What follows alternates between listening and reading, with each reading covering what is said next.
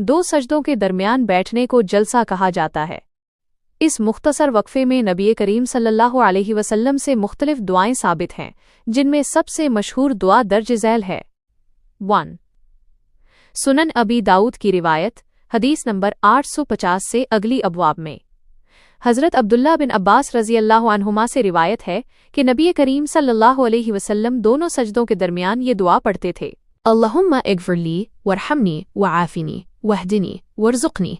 सुनन अबी दाऊद 850, जामे तिर्मिज़ी 284।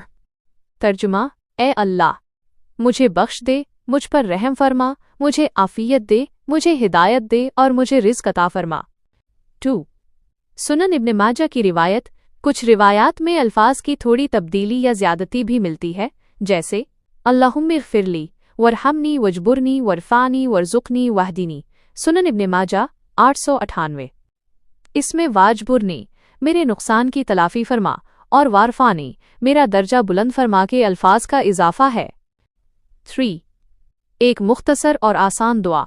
अगर किसी को लंबी दुआ याद ना हो तो हज़रत हुज़ैफ़ा रज़ी अल्लाहु अन्हु से मरवी है कि नबी करीम सल्लल्लाहु अलैहि वसल्लम दोनों सजदों के दरमियान ये कलिमात दोहराते थे, रब्बी इग़फ़िरली, रब्बी इग़फ़िरली।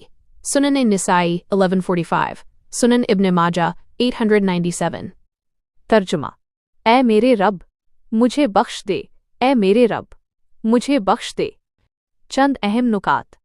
सुन्नत नबवी, ये दुआएं पढ़ना सुन्नत है और उनसे नमाज में खुशू खुजू पैदा होता है।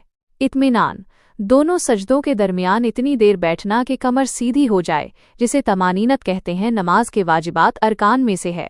जामियत, इन दुआओं में दुनिया और आखिरत की तमाम भलाइयाँ, बख्शिश, रहमत, सेहत, हिदायत और रिज़्क़ जमा कर दी गई हैं।